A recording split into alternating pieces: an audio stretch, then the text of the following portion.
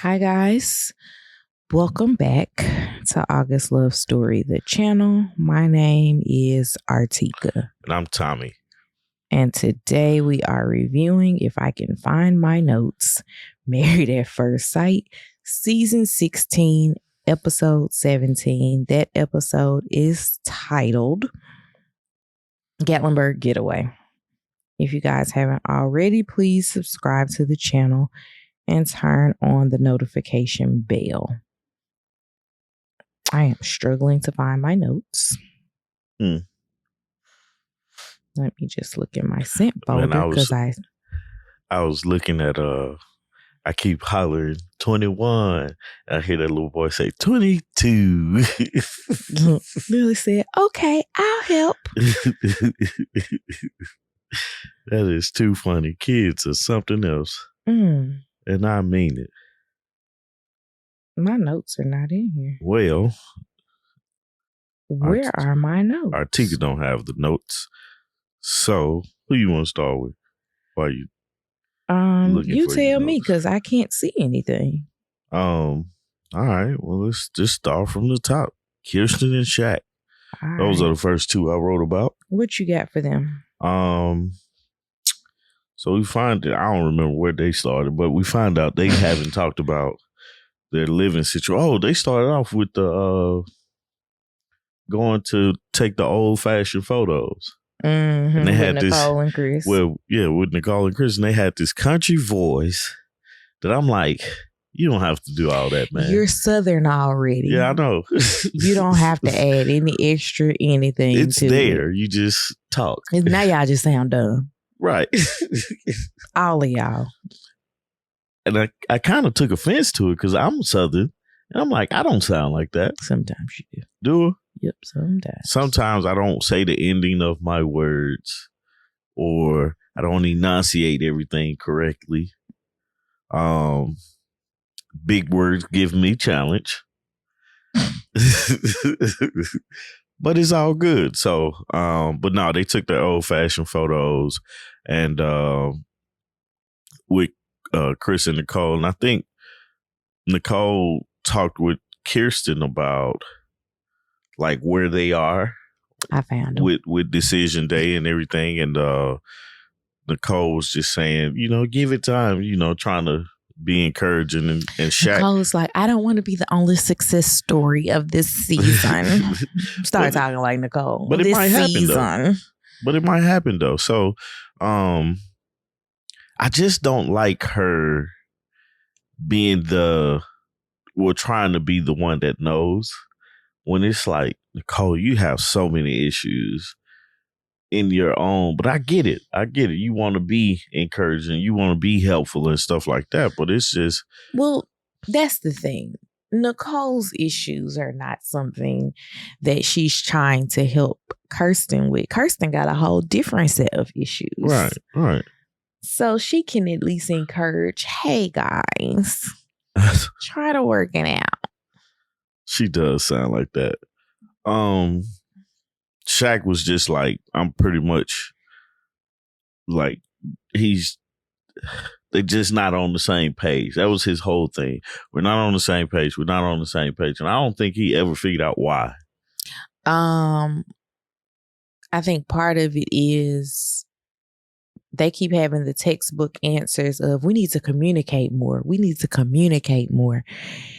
And he's like, do we though? We talk every night. Yeah. He was like, it's not like we come home from work, I look at you, you look at me, we go take a shower and then get into bed. Yeah. Like, we have conversations. I think that you guys need to communicate is an effective buzzword for these reality shows, like relationship-based reality shows. Mm-hmm. And it's very easy to just throw that buzzword out of communication. Yeah, I think he would. I don't know what part it was. And I'm kind of jumping around. That's what I do. But I think he was more so on the effect of, like you were saying, we do talk to each other, right? And not understanding that like she wants to go deeper, I guess. Like she wants to know if they went to a restaurant that she would be able to order his food. But you don't get that from conversation. You don't. You get that from going to a restaurant, right, paying attention to what he orders. Right. Like, we talked about this the other day from another podcast that I was listening to. I listen to podcasts to go to sleep. And on the podcast, the guy was talking about the time that he was separated from his wife. And he was like, I tried dating this other girl and she asked me what I wanted to eat when she was going to Burger King. And it bothered me. Yeah. He's like, because my wife, she would just be like... They were separated. Yeah, they were separated. I think I said that. No. Oh, well, him and his wife were separated. And he was like, when she would call me to ask me if I wanted something to eat, she would just name the restaurant. She would be like, do you want something to eat from? Name the restaurant. And then she would be like, okay, bye. Yeah. And my food would be exactly what I wanted it to be. Right. And that's what it seems like Kirsten wants, right? And everybody would want that because it's less thinking involved in certain things. But Shaq was like, this is the point I was trying to make with about Shaq. Shaq was like, she likes to stay up at night and talk. And we'll talk and it'll be 3 a.m. and then I got to get up and go to work at 6:30. Well, you need to learn how to end the conversation and hold her and go to sleep. You end the conversation by going to sleep. If I am up talking to you and it gets late, and by late, I mean 9 p.m. Yeah. You be like, it's gotten so bad that Lily pretends to be asleep. Does she? Acting like you. But yeah, you end it. Yeah. By going to sleep. But I'm just like, we did that before. Mm-hmm. Like when it was new. You're right. You remember we went to no, it's not. I should be like, I'm out. No, you remember we stayed up, talked, and then went to church the next day, and I'm in church snoring. Mm-hmm. That was at my old church. Yeah, man. You slept through the whole service. The whole thing. And then you was like, I don't like the music. Did you hear it? Did you hear it? I did definitely hear the music. I don't think you did. 1 or 2 songs. I actually passed by that church recently. Did you? Not the location I went to. And I was like, I want to come back and visit. That has never popped up in my head. I really did like that church. Yeah. Yeah. But yeah, so it's like he has to take some type of initiative if he wants this to work. That's the first thing, just really looking at it. If he wants this to work, he has to take those opportunities that she wants to talk and figure out what does she mean. Like we not communicating well. Well, how do we get there? Type of deal, and not just saying we talk. Because everybody talks, but what is it that she's looking for and give it to her? Like now, looking at this episode, it's more so me thinking about Shaq's not giving her what she wants, than the flip side of it, that I was thinking before, because it's now like, is he clocked out, right? Is it that he truly don't know how to communicate with her, or he's not paying attention of what she wants, type of deal now? And so because of that, I'm like, all right, Shaq, what's going on? She's telling you we're not communicating, and you're saying y'all not on the same page. Communicate to get on the same page. Like, find out what she wants. I really don't think it's that difficult. I think that they're making it a lot more difficult than it needs to be. I definitely do. And it's something in the conversation that he's not giving her. Right. So it's like just trying to figure out that part, trying to figure out what is it that she's not giving him or he's not giving her, and give it to her. Yeah, because it's not hard to have a conversation with a person, and you got to talk every day for the rest of your life, unless one of y'all goes mute. Right. And even then, still one person gonna be talking. Somebody's gonna be communicating somehow. But it's like you have to you have to experience each other, right? And they had fun while they were doing the events. Like they went doing the lumberjack thing. That was their idea, to go get the group to go do the lumberjack thing. They had fun doing that. Mm-hmm. But it's like, do y'all do that all the time? Is that something you guys That's do? That's hard to sustain as let's be adventurous every weekend or every week or something like that. I get that part, right? Yeah. And I think that it has to be like different activities have to be figured out where she feels like they're communicating and he feels like he's doing whatever he needs to do. I think his thing is like he wants to communicate with others about her and not just have the facade. Yeah. Last thing I got about them is her favorite imperfection for him was listening, and for him saying it's yeah, dog, I don't know what I wrote here. What is going on? For him and for her, I think she said he doesn't listen or listening, something like that. And like for her, it was how she would overthink it in the beginning, but now she kind of relaxes when they're talking and she doesn't get flustered and she can relax and then answer the question. She, what was the words he used or the sentiment that he used?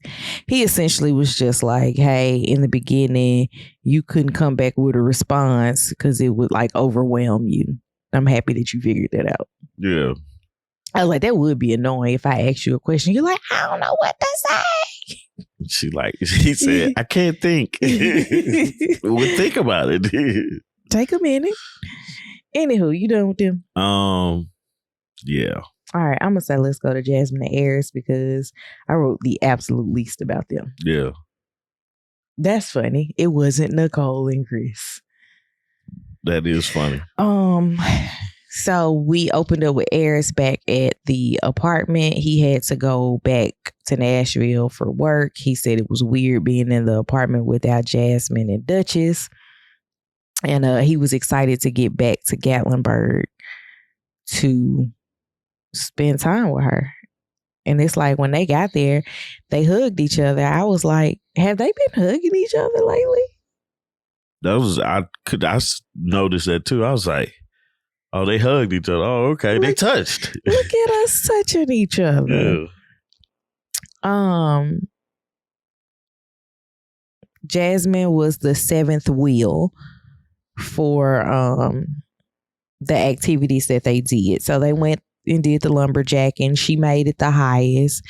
I was like, that takes some strength right there. Like, I always knew that like gymnasts and cheerleaders were very strong because I remember, especially my high school's like co-ed cheerleading team. They're the ones that did the competitions. Oh, so y'all had a co-ed team? We had a co-ed team that did football games, and then at the end of the football season, they did the competitive side.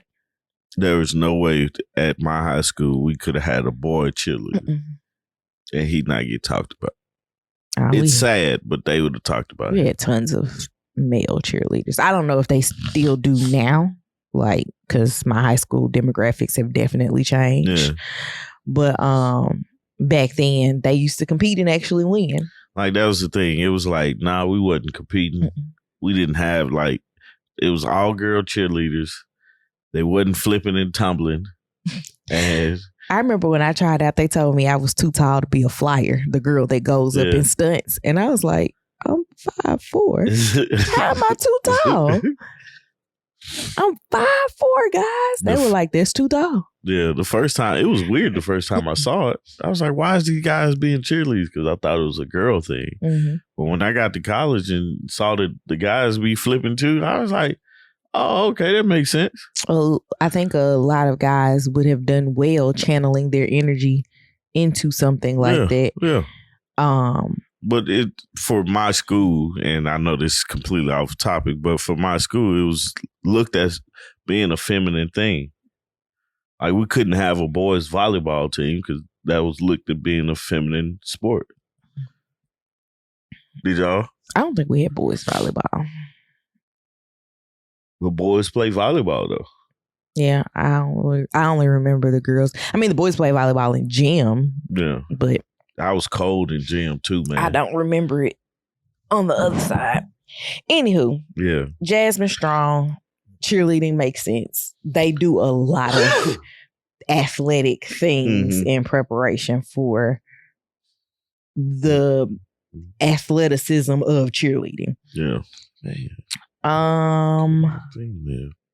Eris came back. They played Connect 4 out on the deck. While they were out on the deck, they talked and he told her that, you know, he made a lot of words out of "I missed y'all at the house." And she was like, "Aw." And then she told him. He said it wasn't any hair on the floor. And she was like, "Oh, you talking about me?" I was like, she needs to stop shedding. It's her weave. It's detaching from that weft. Man. What else? She was updating him on how everybody was big up in him because he said something nice about her. Mm-hmm. Like, I don't think he's never said anything mean to her. He just ain't been nice. He's just not attracted to it, and it shows. He's trying not to show it, but it's almost he like has a terrible poker face. It's like you're saying, "Hey, your racism is showing." I have a black friend. You know, it's that. It's like you. He's not intentionally trying to be. He's not going out his way to be mean to her, but he's just like not interested in her. Yeah. But he has to do this project with her. I'm not interested in this project, but I have to do it. So I have a black friend.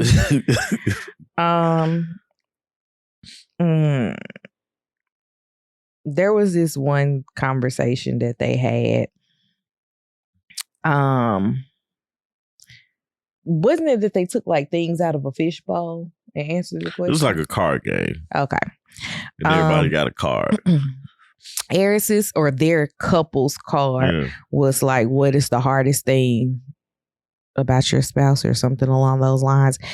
Eris said that Jasmine says that he overthinks everything and Eris wants Jasmine to speak up. That's been the reoccurring theme in their relationship the last month, is that Jasmine needs to speak up. Eris needs to get out of his head.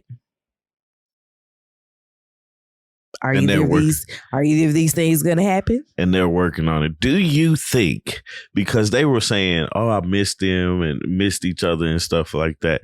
Do you think that that's enough? Because they got 1 week after this thing, that's enough to say yes on decision day. Because like the way that this episode ended, it was more so of, oh, okay, now we're hopeful. Yeah. Like if this was 2 or 3 weeks ago. Okay, so for me, I've never felt like they have divorceable offenses. Yeah. But I also don't feel like they have staying together as the trajectory. Yeah. I feel like it could work if he got over whatever the attraction thing is. And I mean, he has to have like dated a girl at some point in life that wasn't like, man, she fine. Not necessarily. he said that to one of his friends. He was like, she just don't have something. Cause he was like, sometimes you talk to a girl that's not like super cute, but she like got a mean shoe game or she dresses really nice. And that's like the thing that attracts you to her. Yeah. He just don't have that with Jasmine. And I don't know. It's funny because I think of it like this. It's like they are trying. At this point, it looks like they're trying, and it was because of the space put in between them. Uh-huh. And it's like their routine got messed up, and they never noticed what type of routine that they're in. And so it opens the door for them to actually communicate a little bit better because they missed their routine, unless he was sitting up here lying and she was lying too, just because it sounds good. Pastor Cal already done called out one couple for lying this season. You guys lied. But so you're looking at them, or I'm looking at them like, okay, what's happening here? Could this possibly be a thing that works? But it's their conversation has gotten to the point where they're not trying to convince each other to have a conversation with each other. Mm-hmm. And that's what I noticed when they were playing Connect Four. Mm-hmm. Because they were joking and laughing with each other and just updating on each other on what happened. Normal conversation that me and you would have, but it didn't seem forced. It didn't seem like it was awkward or anything like that, like they described before. So I never felt like, though, with you, and it's probably because there was 8 years of history before we dated. Yeah. I never had the awkward getting to know you phase. Right. So we never had the like Kirsten and Shaq. We gotta communicate. Like, keep talking now, right? I know stuff. That's the funny part about it, because out the gate, like when we started hanging out and really started to like each other, I don't know when you started liking me, but I'm still waiting. Go ahead. But it's like when it clicked, it was from the jump I was able to be myself. I didn't have to show my representative, even though the representative peeked around the corner, but this is who Tommy is. Them shoes at Stone Mountain was your representative. Huh? Them shoes at Stone Mountain was your representative. What shoes? When we went to Stone Mountain. Oh, yeah. That was your representative. That was my representative. After that point, Tommy tried to be cute. I thought it was a date, but apparently she didn't. He was like, this is just a social gathering with a friend. I'm like, shoot, this is the date. I asked like it was a date. Hey, you want to go to Stone Mountain? Pay for the thing. Save my money too. I didn't know you saved your money for it. Look at you. I ain't had no money then. I ain't saying I'm Big Bank Hank right now, but Big Bank Hank. All right. Anywho.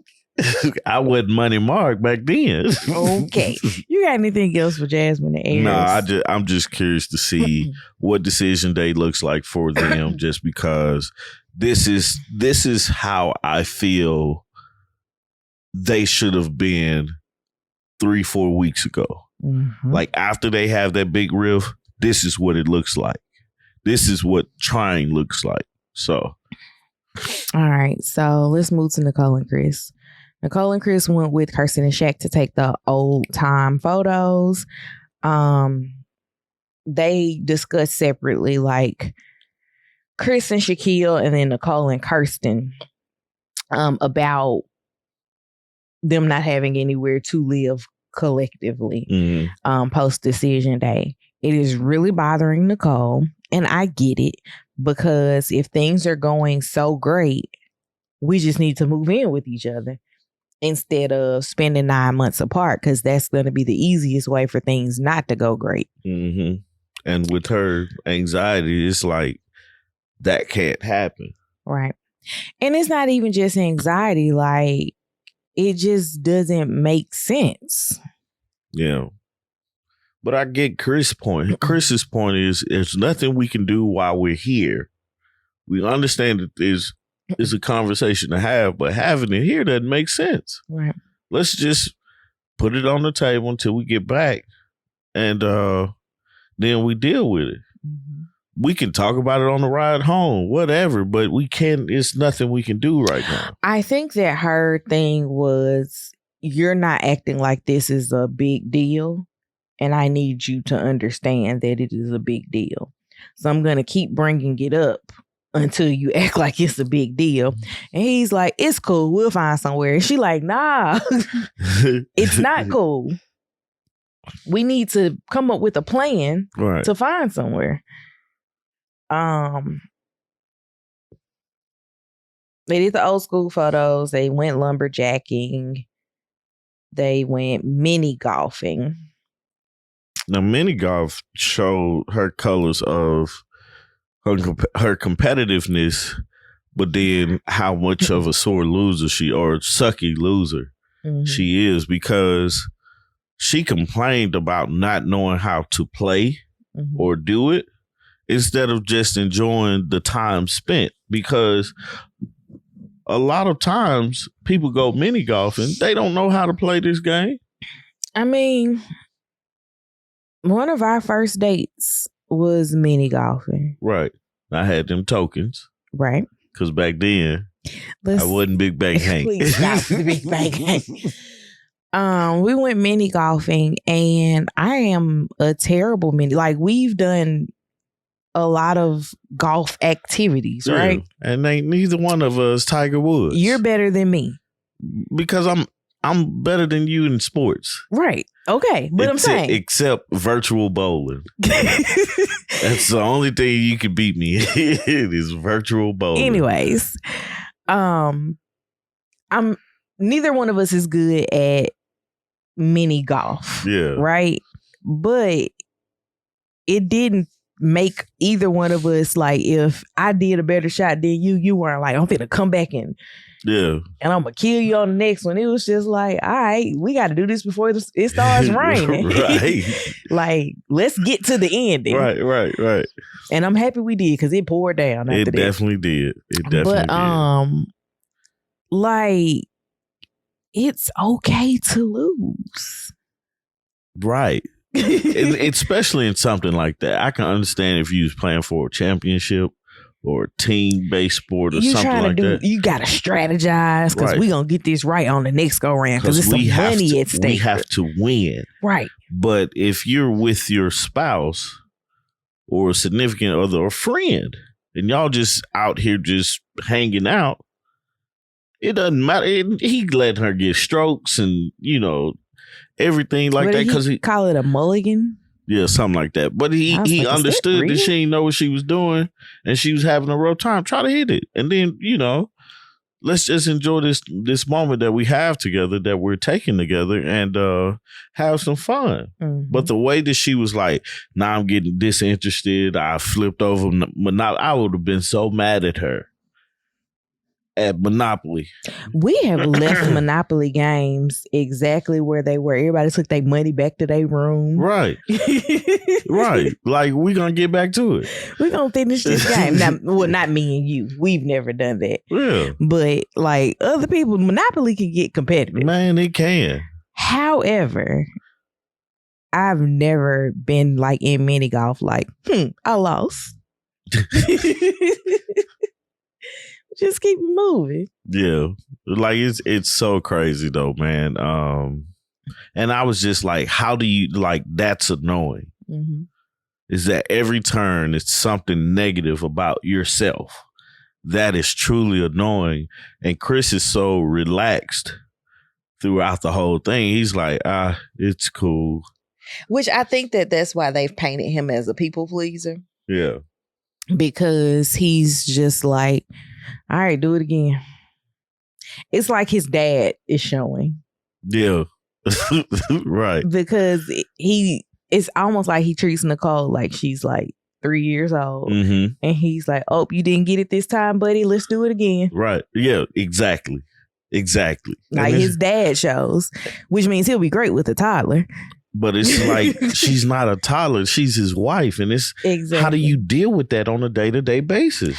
But I think it's also that, you know how you and I have the conversation about relationship dynamics of other people. Yeah. And we're like, that wouldn't work for us. And I'm sure that people have said the same thing about us. Yeah. But it's one of those parts of their relationship dynamic that only works for them. We've seen that in the comments. Somebody called me fat. That really hurt my feelings, man. That's not it at all. And they was like, I don't know how she deals with him because she loves it.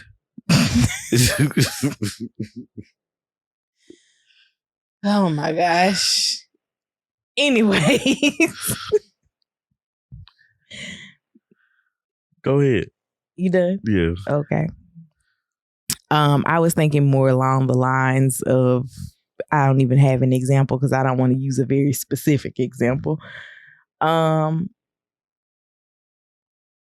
guess this doesn't happen in anybody's life, but like who handles like the grocery shopping, right? Mm-hmm. Like a podcast I was listening to last night, the husband gives the wife money for their toiletries and stuff. And he's like, how much does it cost for what you need? And if she says, I don't know, he Googles it and gives her exactly how much it is plus tax. That wouldn't work for me. It wouldn't? No. That seems perfect. Does it? I would want you to tell me how much you need. Don't let me. I wouldn't research it. Yeah. But I wouldn't give you any money until you told me something. Anyways, why she had to ask for money is a whole different story because it's really ridiculous, and I'll tell you once we're done. But like stuff like that wouldn't work for me. So I would not introduce that as the relationship dynamic. There's parts of their relationship that is not going to work for anybody that's not Nicole and Chris. Right. Is what I was getting at. And that part he's dealing with it, and that part would annoy me. Yeah. Another random talk about where they're gonna live, and then the dinosaur costumes. I was like, y'all wasting a lot of this production money on dumb stuff. Yeah, I didn't understand that. That wasn't even being silly.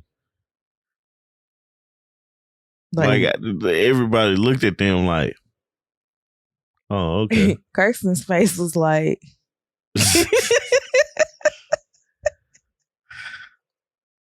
I was like, this is stupid. Chris was like, I don't get it. And he's like, I'm just do it because... He literally came downstairs and was like, this was her idea. He wanted to separate himself from the stupidity early on. So nobody thought right. he came up with this. I don't even want to allude to the fact. I don't even think anybody would have thought that. Like, if he'd said nothing, I don't think anybody would have been like, Chris wanted to come up with this. Well, you could have thought that because of the wig. No, nobody would have thought Chris came up with this. We gonna wear dinosaur costumes to the breakfast. For what? They're probably going to be the people that have like the random inflatables in their yard during the holidays. No, I don't think that. Don't make sense. I don't think that. I can see Nicole being the one being like, I want this unicorn wearing a Christmas tutu inflatable in the yard. I don't see that. You don't? I see it. Because, nah. Because she buys stupid stuff. Anywho, yeah, that's all I have. What did they talk? What was their card? I didn't write it down. That's when I asked you, are you writing down these cards? And you said, yep, I'm trying to. Their question was, what do you like the most about each other? She called him the loveliest man. And that's all I got. I didn't get what his thing was. Okay. All right.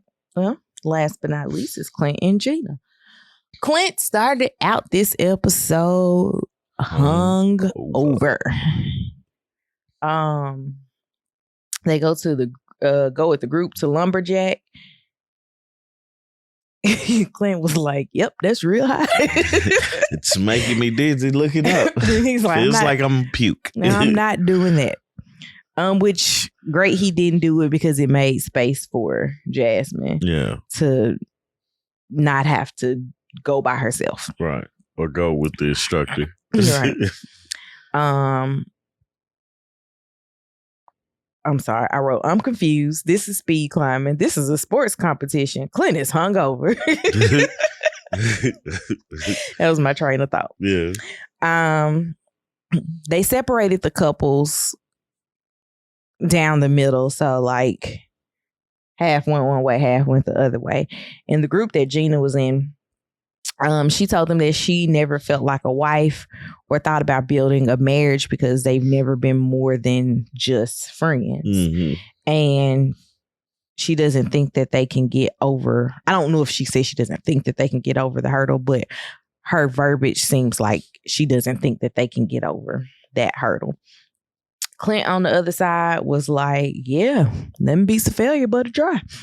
That's truly his approach to it. He was like, I can't say no, because he doesn't know. But yeah, they're stuck in this friend zone, and I don't understand why they're stuck there. Both of them care about each other. Mm-hmm. Like, she took care of him when he was hungover. She doesn't like it. When he was drunk. Yeah, she doesn't like it. But who does? Right.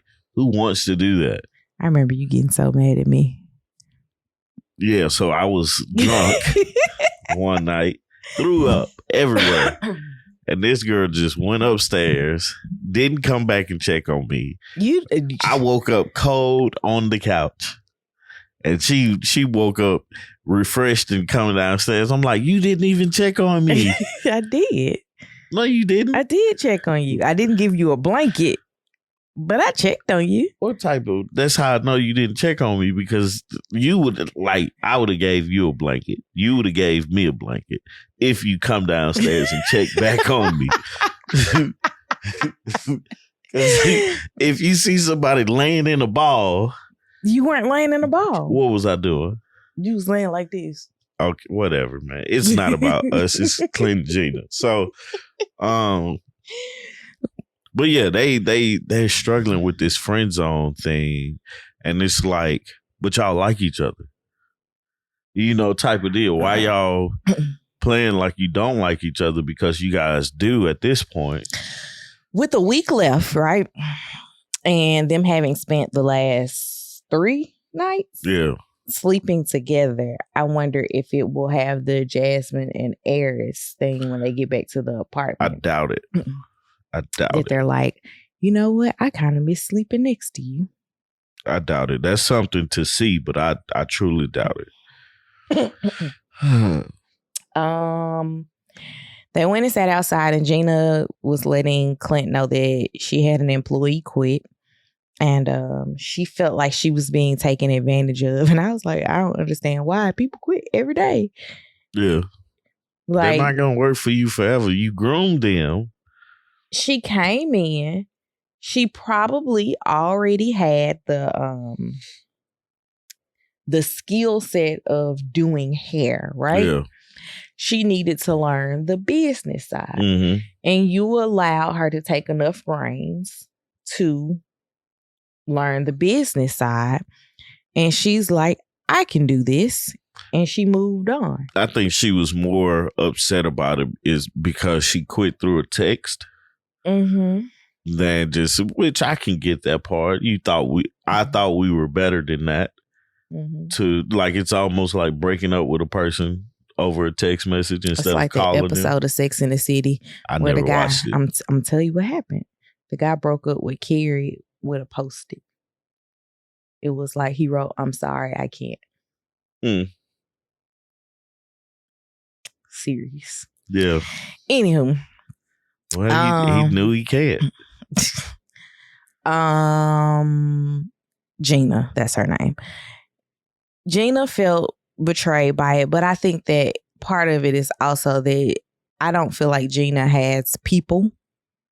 Like her tribe is all wrapped up in the salon. I think so too. So it also feels like if her tribe, like if somebody leaves, that's excommunicating them from her life. Like, you don't work in the salon anymore. I can't talk to you. We not cool like this no more.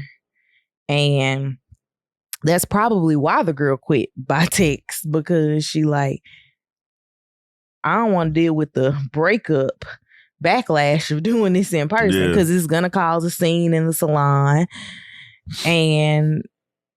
or I'd never get a private moment to have this conversation with you because we're always doing salon things. Right. So I get it. Yeah, I get her from a owner standpoint, but she has to figure out how to separate it a bit. Mm-hmm. You know, because it's like you're constantly talking about it, and you at this point, Clint is just there to hear it, because she was even like, he's a great listener, and you know that's something that I can appreciate. I appreciate about him now because he's listening to me talk about this situation that has absolutely nothing to do with him, right? And it's only about my feelings, you know, because I'm butthurt over the fact that this girl has left. And Clint does give her the type of pep talks that she needs when things are not going how she thought that they were going to go.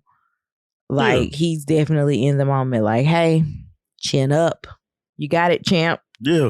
Like, it's crazy because if you pay attention to, and I don't watch a lot of reviews on this show, right? Right. I listen to, we talk about it with Jack and Glenn and to Lisa on Sundays. That's pretty much as far as I go. But between all three of us, or, you know, 3 channels, nobody has ever said Clint and Gina are not a good pick for each other. Now, we did have the little part when we were talking about Clint saying he didn't date. Typically, he would date more athletic girls, but nobody was ultimately like, these are bad choices for each other. My thing was, don't think that was the right verbiage to use. Your thing was, and everybody else, because everybody always disagrees with me, but everybody else's thing was, he didn't say anything wrong. And ultimately, he didn't. He was talking about his preference before her. She would not have been offended if he said that she was the thinnest girl he dated. If you changed it and you did the inverse of it, she wouldn't have had anything to say. Absolutely nothing. So it's... We don't look at them as a bad couple. We just look at them as the lack of. They're the non-couple, right? They're the friends of the group who happen to be married. Yeah. Which we wouldn't be married if we wasn't friends first, and if we wasn't friends now. But we also operate in a marriage dynamic, I think, more so than Clint and Gina do, because they are friend zoned. Yeah. Like you have to remove that zone. And I don't think it's on Clint to do that. I think at this point it's Gina's zone that they're in. That friend zone is Gina's, because Clint is like, well, I'm not gonna do, like, there's nothing in this world to tell me that they're not attracted to. They don't think each other are cute, you know. And I don't know, man. I think that's the part that you have to get over the earliest. And not to say that, you know, people are out here just with people that they don't think are attractive, but your attractiveness is probably the first thing to fade. Yeah. Like, anything could happen. And like, for example, and this isn't like a beauty thing, but like, I have far more gray hairs in my head now than I did 10 years ago. Right? I'm talking about me. Yeah. I have far more in my head now than I had 10 years ago. If your attraction level was on some, I love her really dark hair, you would be like, you gonna color that? Like, you be looking for something to change, right? Yeah. And it's like, that's something that has changed about me. Like, when you look at it from the standpoint of things are going to change, I'm not saying that you just need to give every dude out here or every girl out here that you don't think is attractive a chance. But there is nothing inherently that you don't like about Clint. Mm-hmm. Same for him in the inverse. Right. Give it a shot. Like, give it, what do they say? Give it the old college try. Yeah. Like, really, like, take it's almost as if you got 1 week left. Take this week and, like, don't. Tommy would try to have sex with her. I was gonna say, I would have been trying to have sex with her. But it's like, remove sex off the table, right? But let's do everything else. What is everything like, else? Let's hug. Let's hold hands. Let's cook together. Let's kiss. Let's sleep together. Let's hold each other. Let's do all these things that we think a married couple or the let's play the role, right? Right. And see how we feel after this week, and base our decision off of that. You know, because you've been friend zoned this whole time. Like, you guys hang out together well. Mm-hmm. You guys do that awesomely well, but it's the physical part, the attraction part. And because there's no, I'm not attracted to you in there, because they say, okay, I usually date, right? Mm-hmm. But there's no, he's ugly or she's ugly. Right. There's I just look at him as a friend, but why? You know, and I get it. Sometimes things just doesn't work out, you know, but you have to, at this point, it's about a try. Mm-hmm. You know? So, her thing, their card at the end was like, when does he hurt her? She was like, he doesn't inherently hurt her, but when he talks to her, she wants him to, I don't want to say dumb it down, but he doesn't want the goal to be, she doesn't want the goal to be the explanation. Yeah, she wants him to talk to her about it, mm-hmm. and not explaining it to her. Mm-hmm. And his was to her, he wants her to put her phone down. Mm-hmm. And the only thing I could think of was Erykah Badu's song, I can make you put your phone down. I can make you put your phone down. I always wondered how. I definitely put my phone down in her presence. I'm like, Okay. I lost my notes again. I don't think I have anything else for them. Nah, that's it for me. Looking for my notes. Oh, there they are. Okay.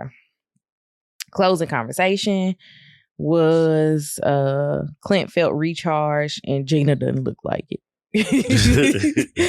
Clint was sitting outside. He was like just breathing this air and, you know, I feel recharged and ready to get back to it.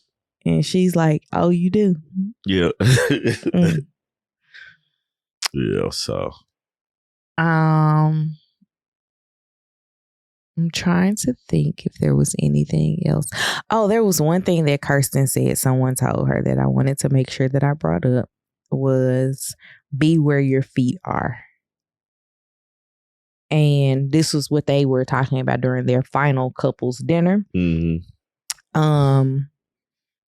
They were like, you need to settle into planning for tomorrow, but live in the moment. And Kirsten said that you need to be where your feet are. And I think that that's advice that you can take for any stage of your life. Yeah. Because so much of our existence is getting to the next thing. Like, we're always trying to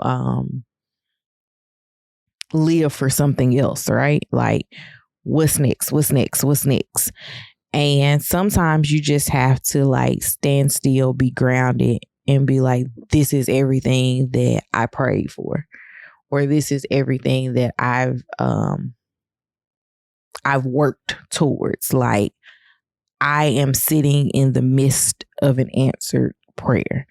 Mm-hmm. And a lot of people, self-included, can have moments of, okay, but I got to get to this. Mm-hmm. And sometimes you do have to just take a minute, smell the flowers, and be like, this is what I asked for. Let me be happy with what I have, mm-hmm. right? So I just wanted to make sure that I mentioned that at the ending. Oh, good for you. Good for me. Okay. Do you have a question for this week? Nah, I didn't think of anything. I didn't write any questions down. Well, that's it. That's all. If you guys haven't, please subscribe to our channel. Turn on the notification bell. Comment down below what you thought about this episode. Oh, this is a question. Did y'all know what lumberjacking was before this episode? Tommy was like, they used to do it. Used to be a competition, and they probably still do it. They just moved it off of ESPN, the main channel. Because ESPN has 17 subsidiaries now. Did you guys know about lumberjacking? And would you have done it? Like, I don't think I would have attempted to climb the pole. That just looks like it was madly aggressive on the ankles.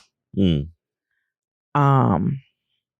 Subscribe to the channel, turn on the notification bell, comment down below about lumberjacking and the episode, and join us tomorrow. We'll see y'all tomorrow morning, 8:30 a.m.